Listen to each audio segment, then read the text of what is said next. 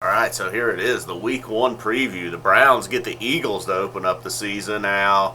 The Browns probably played their regulars and starters more than any team in the preseason, but still, it's just tough to get a gauge on exactly what's going on. Same thing with the Eagles, last minute replacement at quarterback. That can only help the Browns' case, though, that the Eagles are stuffing Wentz in there to start at QB Week 1 right off the bat. It's like, all right, so that's a plus. Unfortunately, the Browns are going to have rookies all over the field. Not a quarterback, but all over the field, the Browns are going to have rookies out there playing.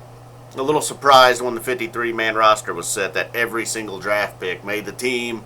Gabriel did not make the cut. Peyton did at wide receiver. Few other surprises in there, but look, they're going with youth, and they're going with, quote, their guys at this point. We'll see how Coach Jackson feels about all these guys once the actual playing time matters. We'll see how much a guy like Peyton or Hollywood Higgins, how much they get out there. Corey Coleman coming along slow. We'll see what Pryor can do now that everything counts. We're not going to get Gordon back till week 5.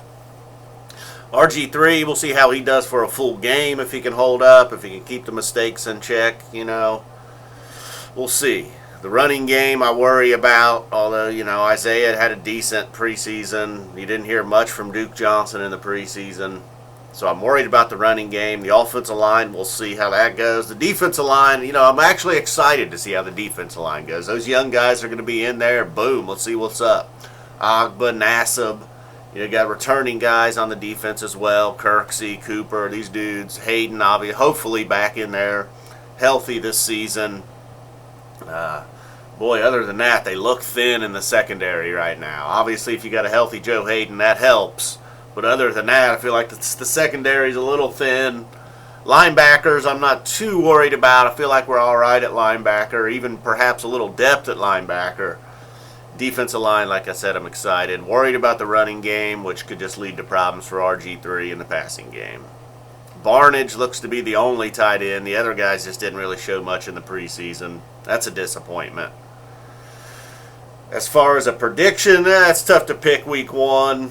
I hate to pick against them week 1, just already starting out. Boo! But really, man, I don't know what the Eagles have. Again, I didn't really follow a whole lot of Philadelphia Eagles preseason football. They got Jordan Matthews, their number 1 receiver, has been banged up. Didn't see a lot of action, so that doesn't help the case with him and Wentz locking up. Their defense and running game is always, even in a bad year, I feel like their defense and running game is not horrible. So we'll see. Well, they had the Chip Kelly years. Maybe somehow the Browns pull it out. I don't know. Maybe a pick 6 in there. Wentz makes some kind of mistake. Maybe somehow a play on special teams from the Browns. Yeah, I doubt that. That could be what costs them the game, actually, is the special teams.